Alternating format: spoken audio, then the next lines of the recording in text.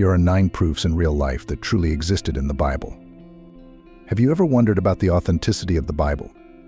Did the events in the Bible really happen? Is the Bible just a made-up story? How do I know that the facts in the Bible really happened? So what exactly is it? Why do we call it the tree of life? And what is the true meaning behind this special tree that God will punish if you eat from it? Is there a scientific basis for this symbol? How can we apply its message to our own lives today? Today, we will help you uncover 9 discoveries in real life that actually happened in the Bible to confirm to you all that God does not lie to us. You will get the answer until the end of this video, so don't go away. If this is the first time you visit our channel, I hope you will receive God's blessings. This video contains content about the proof of Bible stories existing in real life. If you are God's lover, remember to like and share this video and press the notification bell button so as to make sure to catch our latest videos. Number 1. The Dead Sea Scroll. In late 1946 or early 1947, 3 Bedouin boys were herding goats and sheep near the ancient settlement of Qumran, located on the northwest shore of the Dead Sea, now known as the West Bank. One of them threw a stone into a crevice in the cliff face and was surprised to hear a crash. The boy and his companions entered the cave and stumbled upon a collection of large clay jars, inside of which were 7 jars containing scrolls of writing. The boys took the 7 scrolls to a nearby town and sold them cheaply to a local antiquities dealer. News of the discovery spread quickly, and eventually the Bedouin and archaeologists excavated tens of thousands of scroll fragments from 10 nearby caves. In total, they make up between 800 and 900 manuscripts. It was soon realized that this was one of the greatest archaeological discoveries ever made. The origin of the Dead Sea Scrolls, written around 2,000 years ago, between 150 BCE and 70 CEE, is still a subject of scholarly debate. The prevailing theory is that they are the work of a group of people who lived in the area until the Roman army destroyed the settlement around 70 CE. The area was known as Judea at the time, and the people are believed to have belonged to a group known as the Essenes, a devout Jewish sect. Most of the texts on the Dead Sea Scrolls are in Hebrew, with some sections written in a version of the ancient alphabet that is believed to have fallen out of use by the 5th century BCE. However, there are also other languages. Some scrolls are in Aramaic, the language spoken by many inhabitants of the region from the 6th century BCE until the siege of Jerusalem in 70 CE. In addition, some texts contain translations of the Hebrew Bible into Greek. The Dead Sea Scrolls include passages from every book in the Old Testament of the Bible, except for the Book of Esther. The only complete book of the Hebrew Bible preserved among the manuscripts from Qumran is Isaiah. This copy, dating from the 1st century BCE, is considered to be the earliest surviving manuscript of the Bible. Along with the biblical texts, the scrolls include documents about the sex rules and religious works that do not appear in the Old Testament. The writing on the Dead Sea Scrolls is mainly black ink or sometimes red ink, and the scrolls themselves are almost all made of parchment animal skin, or an early form of paper called papyrus. The only exception is the scroll numbered 3Q15, made from a combination of copper and tin. Known as the Copper Scroll, this strange document has letters engraved on the metal, perhaps, as some have theorized, to withstand the passage of time better. One of the most intriguing manuscripts from Qumran, it is a kind of ancient treasure map that lists dozens of treasures of gold and silver. Using unconventional vocabulary and strange writing, it describes 64 underground hiding places that are said to contain buried riches for safekeeping. None of these treasures have been found, possibly because the Romans plundered Judea in the 1st century CEE. According to various theories, this treasure belonged to the local people, was rescued from the Second Temple before it was destroyed, or did not exist in the first place. Some of the Dead Sea Scrolls have had interesting journeys. In 1948, a Syrian Orthodox archbishop named Mar Samuel bought 4 of the original 7 scrolls from a shoemaker in Jerusalem and a part-time antiquities dealer for less than $100. He then traveled to the United States and unsuccessfully tried to sell them to several universities, including Yale. Finally, in 1954, he placed an advertisement in the business newspaper The Wall Street Journal in the miscellaneous items for sale section that read, "Biblical manuscripts dating back at least to 200 BC are for sale." This would be an ideal gift for an educational or religious institution of an individual or a group of people. Fortunately, Israeli archaeologist and politician Yigael Yadin negotiated to buy them and brought the scrolls back to Jerusalem, where they remain to this day. In 2017, Researchers from the University of Haifa restored and deciphered one of the last undeciphered scrolls. Eshbal Ratson and Jonathan Ben Dov of the university spent a year putting together the 60 fragments that make up the scroll. Deciphered from a group of coded texts on parchment, the discovery provides insights into the community that wrote it and the 364-day calendar they used. The scroll names celebrations that indicate seasonal changes and details about 2 annual religious events known from another Dead Sea Scroll. Only one other scroll remains undeciphered. The legends of what the Dead Sea Scrolls contain far outweigh the actual contents. No lost books of the Bible or other literature have been found that were not already available in other copies. The vast majority of the Dead Sea Scrolls are simply copies of the Old Testament from 250-150-150 BC. Extra-biblical and apocryphal, doubtful, unproven books have also been found, but the majority consisted of copies of the Hebrew Old Testament. The Dead Sea Scrolls were an amazing discovery, because the writings were in excellent condition and remained hidden for so long, over 2,000 years. The Dead Sea Scrolls also give us assurance about the reliability of the Old Testament manuscripts, because there are only marginal differences between the manuscripts discovered so far and those from Qumran. Clearly, this is a testimony to how God preserved His Word over the centuries, protecting it from destruction and preserving it from significant errors. Number 2, the City of Jericho. Now Jericho was tightly shut up because of the Israelites. No one went out, no one came in. And the Lord said to Joshua, "Behold, I have delivered Jericho into your hand, along with its king and its mighty men of valor. March around the city with all the men of war, circling the city one time. Do this for 6 days. Have 7 priests carry 7 ram's horns in front of the ark. Then, on the 7th day, march around the city 7 times while the priests blow the horns. And when there is a long blast of the ram's horn, and you hear its sound, have all the people give a mighty shout. Then the wall of the city will collapse, and all your people will charge straight into the city." Joshua 6:1-5. Jericho, a city boasting over 10,000 years of history, is a must-visit for anyone exploring the West Bank and Palestine. Easily accessible from Ramallah, Jericho's main attraction is Tel Jericho, or Tel al-Sultan, located 2.5 kilometers from the city's central square. Another significant site is the Mount of Temptation, a revered pilgrimage site where Jesus is believed to have fasted after his baptism by John the Baptist. Jericho's biblical story is well known. God commanded Joshua to destroy the city for its inhabitants' disobedience. However, the city's history stretches back to around 8000 BC, during the Natufian period, making its structures some of the oldest man-made structures on Earth. The Battle of Jericho, as described in the Bible, is a captivating tale. God, through Joshua, employed the Ark of the Covenant and trumpets as weapons, capable of completely destroying the city in just 7 days. With the exception of a prostitute and her family, all life perished. Jericho was then cursed by Joshua, never to be rebuilt. Yet the city was rebuilt numerous times throughout history.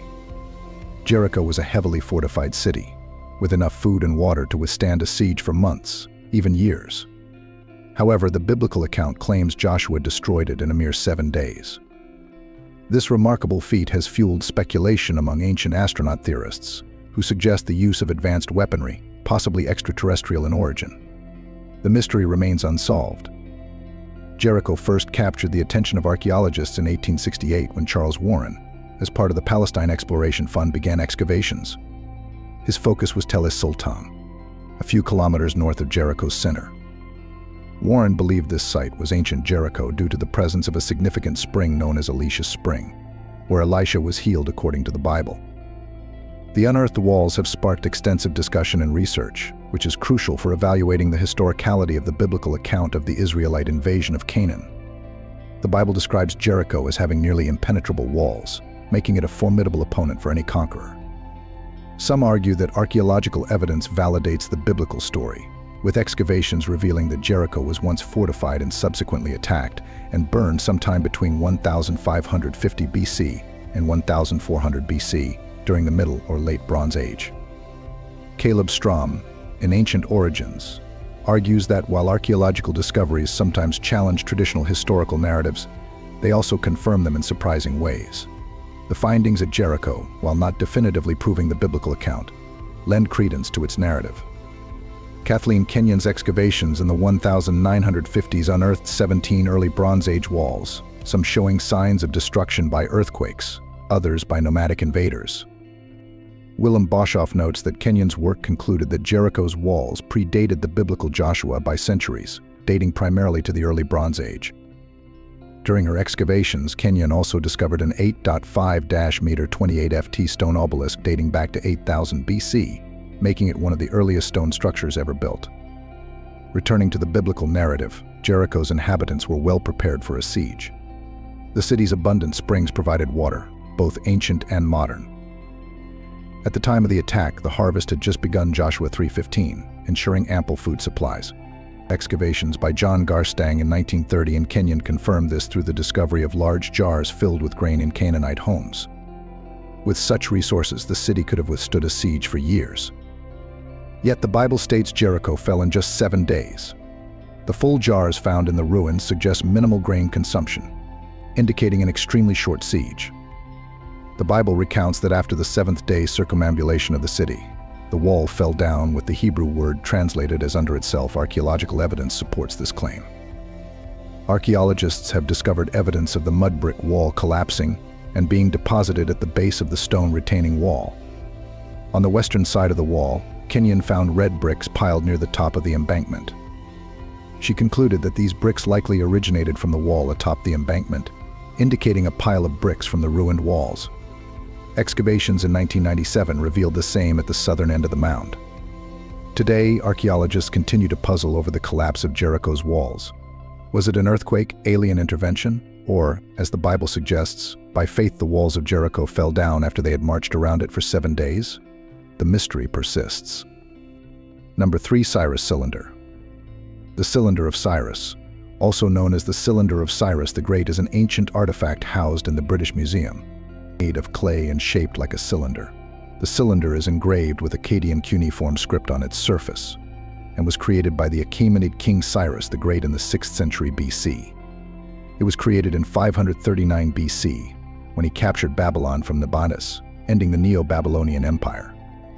The cylinder was discovered by British archaeologist Hormuz de Rassam in March 1879 during excavations of the ruins of Babylon in what is now Iraq. It was discovered along with a collection of other finds and later acquired by the British Museum. The inscriptions on the Cylinder of Cyrus are written in Akkadian, a common language in the ancient Middle East at the time. It contains a proclamation by Cyrus the Great, announcing his conquest of Babylon and his policy regarding the restoration of the temple and the return of the displaced people to their homeland. This document is also considered propaganda, praising the Achaemenid ruler Cyrus and treating Nabonidus like an impious and bad king.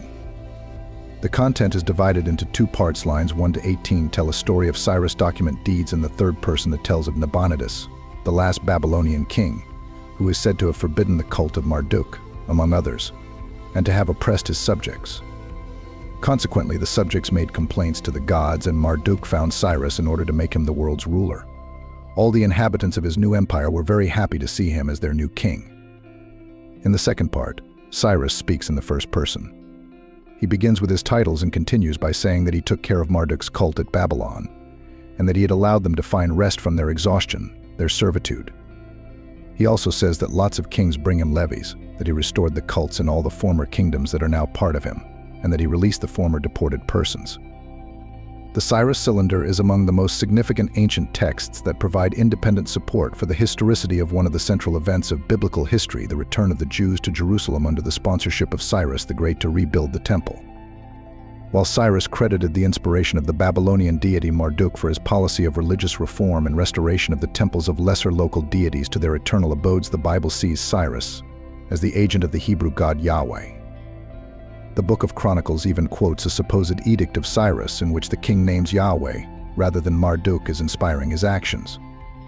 The Book of Isaiah, however, specifically mentions that Cyrus did not acknowledge Yahweh, yet refers to Cyrus as a Messiah, God's anointed, called by name by God to achieve a great destiny. Because of its commitment to religious tolerance and its policy of ending some forms of forced labor, the Cyrus Cylinder has sometimes been described as the first charter of human rights. Although it reflects a long tradition in Mesopotamia, where kings began their reigns with declarations of reforms. However, this is a hypothesis put forward by scientists, and the content of the cylinder has been controversial and strongly opposed for many years since its discovery, because the inscription only mentions the preservation of the Mesopotamian kingdom, not mentioning the Jews. Jerusalem or Judea, things related to the Jews. Neil MacGregor, director of the British Museum, stated that the Cyrus Cylinder is our first attempt to understand a society, a state with many different nationalities. However, the imperial state proposed the Cyrus Cylinder as a national symbol of Iran. It was displayed in Tehran in 1971 to celebrate 2,500 years of the Iranian monarchy. Number 4. The Pool of Siloam. The Pool of Siloam has long been considered a sacred site in Christianity, though its exact location remained a mystery. According to the Gospel of John, the Pool of Siloam is where Jesus healed a man born blind, John 9:1-11. The Byzantine Empress Eudocia 400–460 built a church and a pool on the site to commemorate the New Testament miracle. However, it wasn't until June 2004 that archaeologists solved the mystery of the location of the sacred pool from the time of Jesus. While repairing a large water pipe south of the Temple Mount, specifically on the southern edge of the site known as the City of David, archaeologists Ronnie Reich of the University of Haifa and Eli Shukran of the Israel Antiquities Authority discovered 2 ancient stone steps. After following the trail and carefully digging, the team determined that what they had found was part of a pool dating back to the Second Temple period, that is, to the time of Jesus.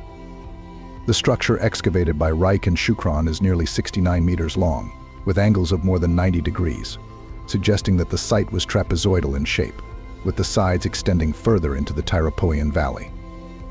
The Siloam Pool is located adjacent to the area known as the Upper Garden of the City of David and southeast of the remains of a 5th-century church built by Empress Eudocia. At the time the archaeologists began excavating the site, water from the springs in what is now Silwan continued to flow as it had for thousands of years. It is recorded that the site was used for Jewish baptisms for about 120 years, until the Romans destroyed the Jewish temple. During the excavation, experts found a channel that diverted water from the stream in Silwan to the Siloam Pool, as well as a stone path leading from the pool to the Jewish temple. At the time we discovered and found this place, we were 100% sure that this was the Siloam Pool. Shukran told the AP News Agency. Today we know that the Siloam Pool was connected to the Temple Mount. There was a path connecting the 2 structures. The whole architectural system of that time is now clearer than ever, Shukran said. They recounted that the pool area had many systems of steps leading from all directions. One side of the pool, 2 corners of the pool, the remains of the pool wall, and the water channel were all found. In addition, archaeologists also found coins from the New Testament period inscribed with ancient Hebrew, along with pottery fragments and a stone cork, and the results of testing showed that these artifacts originated from the same period as the Pool of Siloam. Like many sites in the Holy Land, the origins of the Pool of Siloam go back not only to the time of Jesus but were actually formed at least 7 centuries earlier. The Jewish king Hezekiah in the late 8th century BC led the fight against the invasion of King Sennacherib of the Assyrian dynasty. To protect the water source when the enemy besieged the city, King Hezekiah ordered the start of a strategic irrigation project on a scale that was far beyond the scope of that time. The king wanted to dig a 533 long tunnel through the ancient City of David to bring water from the Gihon spring, located outside the ramparts, into the inner city. In later years, Hezekiah's canal continued to bring fresh water to many areas of Jerusalem, and many pools were built to store water over the centuries, including the Pool of Siloam during the time of Jesus. Scholars have noted that many of Jesus' actions were directly related to Jewish rituals, and the miracle of the healing of the blind man is a prime example. According to the Bible, the blind man immersed himself in the Pool of Siloam, a ritual that visitors often performed before entering the temple area. However, disabled people were not allowed to enter a Jewish sacred space, and Jesus took this opportunity to heal the poor man's blindness. According to the New Testament, Jesus covered the blind man's eyes with clay and led him into the pool to wash his eyes before the blind man cried out in joy at finally seeing the light. Jews who made the 3-time annual pilgrimage to Jerusalem would immerse themselves in the Pool of Siloam before setting foot on the stone path leading to the temple. They also drank from the pool and camped around it. Stephen Peen, a biblical scholar, says the water of the Pool of Siloam was considered pure, and Jesus likely chose the source because disabled people were forbidden from entering the temple grounds. The whole point was that people would be healed not only physically but also spiritually. He says, Jesus was a pilgrim to Jerusalem, so it was a natural stop for him to drink, says Reich. Number 5. Pontius Pilate's stele. Discovered in the 20th century, the Stone of Pilate is a major archaeological find that bears witness to a prominent figure mentioned in the New Testament. The stone, named after Pontius Pilate, the Roman governor of Judea, serves as a tangible link between historical records and the biblical narrative, particularly that of the trial and crucifixion of Jesus Christ. In the 1st century AD, Judea was under Roman rule, a period marked by political instability and cultural tension. Understanding the context of Roman governance is essential to appreciating the significance of the Stone of Pilate, as it is directly related to the Roman administrative structure in Judea. Pontius Pilate, known primarily through biblical accounts and some Roman sources, is a figure shrouded in mystery. The Stone of Pilate provides concrete evidence of his existence and role in Judea, providing non-biblical confirmation of his governorship. The discovery of the Stone of Pilate in 1961 during an archaeological dig at Caesarea Maritima, Israel, marked a milestone in biblical archaeology. The stone was found in secondary use as part of a building, a common practice in ancient construction. The Stone of Pilate is a limestone block inscribed in Latin. Part of the inscription reads Pontius Pilatus, governor of Judea, confirming Pilate's historical existence and his administrative role as stated in the Bible. The inscription on the Stone of Pilate is significant to biblical scholarship because it confirms the New Testament mention of Pontius Pilate, especially in the context of the trial of Jesus Christ. The discovery thus serves as archaeological confirmation of an important biblical figure. The inscription also sheds light on the Roman administrative system in Judea. It provides evidence of the Roman practice of appointing proconsuls to govern their provinces, confirming the historical accuracy of this aspect of Roman rule, as described in the New Testament. The Pilate stone is an important piece in the puzzle of 1st century Judean history. It provides a link between Roman records and the biblical account, giving a more comprehensive understanding of the historical context of the New Testament. Pontius Pilate, as portrayed in the Bible, was a complex figure, and historical sources about him are scant. The Pilate stone provides a glimpse into his governorship and the political context of Judea under Roman rule, contributing to a deeper understanding of his character and actions. The discovery of the Pilate stone had a profound impact on biblical studies. It provided tangible evidence to support the historical accuracy of the New Testament, especially in the stories related to Pontius Pilate and the crucifixion of Jesus. For many, the Pilate stone underpins the historical foundations of the Christian faith. It serves as a bridge between religious texts and historical evidence, adding a new dimension to the interpretation of biblical stories. The Pilate stone has been subject to many interpretations and debates despite its significance. Questions regarding its accuracy and the accuracy of its translation have been discussed among scholars. Ultimately, the Pilate stone is a remarkable example of the intersection between biblical narrative and historical reality. Providing invaluable insights into Roman authority in Judea and confirming the existence of Pontius Pilate, it enriches our understanding of the historical context of the New Testament. As an artifact connecting faith and history, the Pilate stone remains a focal point in biblical archaeology. Number 6. The Hittite Empire. The Hittites were a powerful civilization in the 2nd millennium BC. Their empire stretched across Anatolia, modern-day Turkey, and parts of Syria. Hattusa was their political and cultural center, and they left behind impressive architectural, inscriptional, and artistic remains. The Hittite civilization is mentioned more than 50 times in the Old Testament. They are referred to as the descendants of Heth. Genesis 23 recounts how Ephron the Hittite sold Abraham the burial place of Machpelah in Hebron. In that chapter, Ephron the Hittite sells Abraham the burial place of the patriarch Machpelah in Hebron. Ephron lived with his relatives, the descendants of Heth. The Bible often refers to the Hittites by this designation, referring to their eponymous ancestor, the second son of Canaan. Genesis 10:15. Ephron offered to give Abraham the cave and field of Machpelah, but Abraham wanted to make sure he had legal ownership, so he insisted on paying. Ephron the Hittite then charged the full price and more 400 pounds of silver. Abraham paid the asking price and buried his wife, Sarah, in the cave of the field. He himself was later buried there. Isaac and Rebekah and Jacob and Leah were later buried in Machpelah. Only Rachel, who died in childbirth on the way to Canaan, was buried elsewhere. Other references in the Bible include Jacob's brother Esau marrying a Hittite woman, and this was a source of bitter grief for his mother and father, Isaac and Rebekah. Genesis 26:34. At least in part because of her disgust for her Hittite daughters-in-law, Rebekah sent Jacob back to her brother Laban to find a wife. Genesis 27:46. In this story, Hittite women are referred to as the natives of the land of Canaan, Genesis 27:46, and even as Canaanite women, Genesis 28:6. King David's illicit love for Bathsheba, who was married to Uriah the Hittite, occurred during the reign of King David in the 10th century BC, 2 Samuel 11. The king later paid the price for his sexual sin. In 1 Kings 9:20-21, we are told that David's son Solomon forced the survivors of the land of Canaan, including the Hittite survivors, into forced labor. See also 2 Chronicles 8:7-8. In addition, from the time of Solomon we find a reference to a Hittite king outside the land of Israel. In fact, Solomon included a Hittite woman among his many foreign wives, perhaps as part of a foreign alliance with a Neo-Hittite ruler in northern Syria. 1 Kings 10:29-11-2 Chronicles 1:17.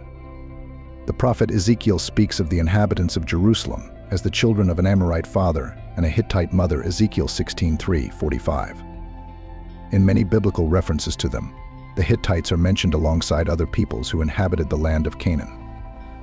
Moses reminded the Israelites that once they were in Canaan, they should remember to think back to the time when the Lord brought them into the land of the Canaanites, the Hittites, the Amorites, the Hivites, and the Jebusites. Exodus 13:5.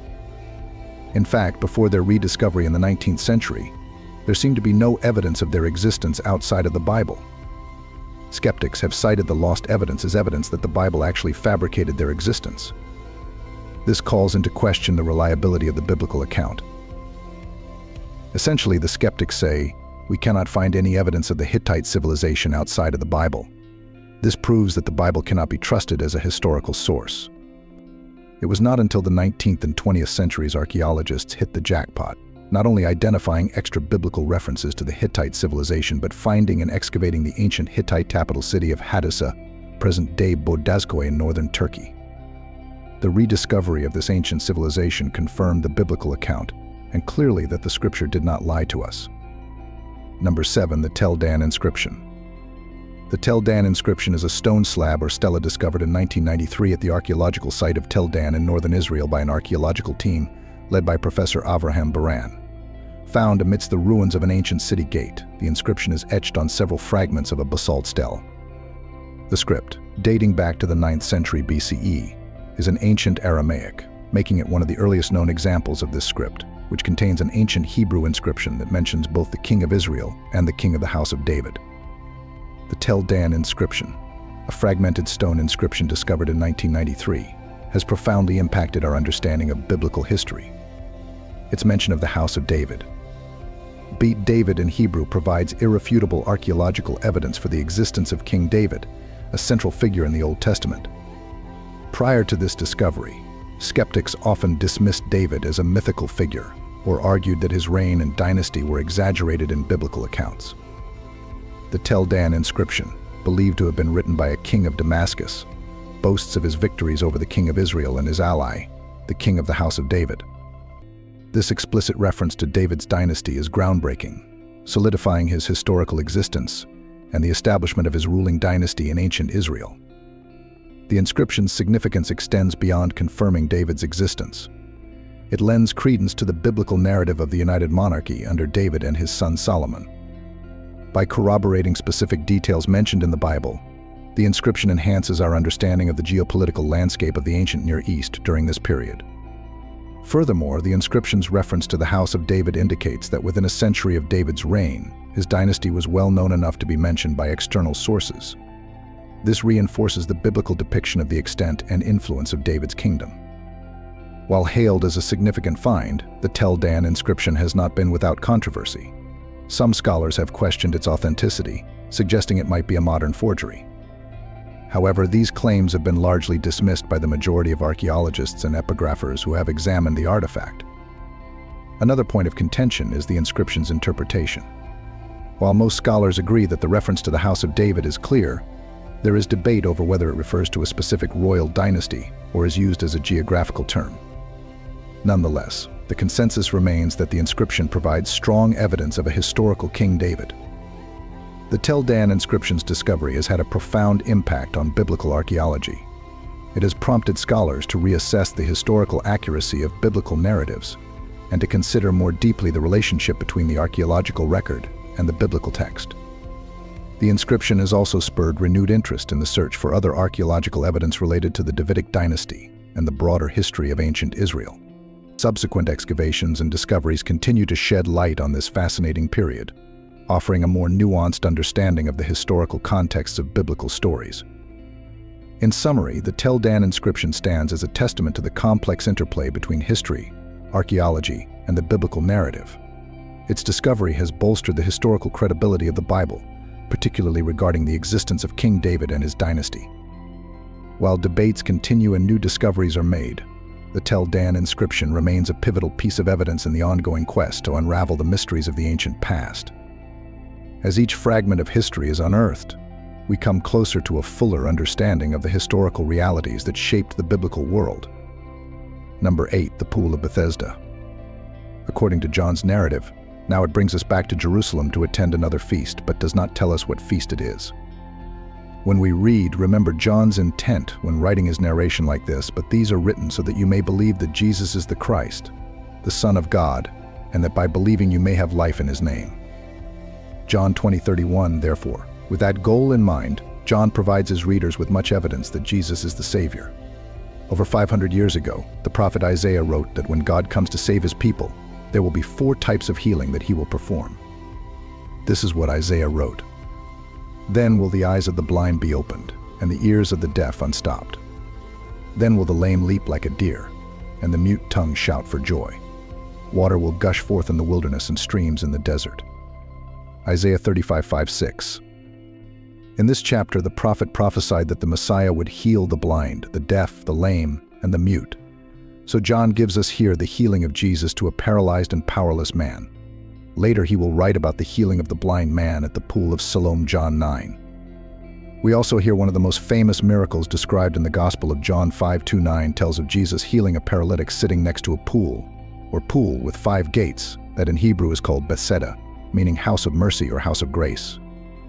After this, there was a feast of the Jews, and Jesus went up to Jerusalem. Now there is at Jerusalem by the sheep market a pool, which is called in the Hebrew tongue Bethesda, having 5 porches. In these lay a great multitude of impotent folk, blind, halted, withered, waiting for the moving of the water. For an angel went down at a certain season into the pool, and troubled the water. Whosoever then first after the troubling of the water stepped in was made whole of whatsoever disease he had. And a certain man was there, which had an infirmity 38 years.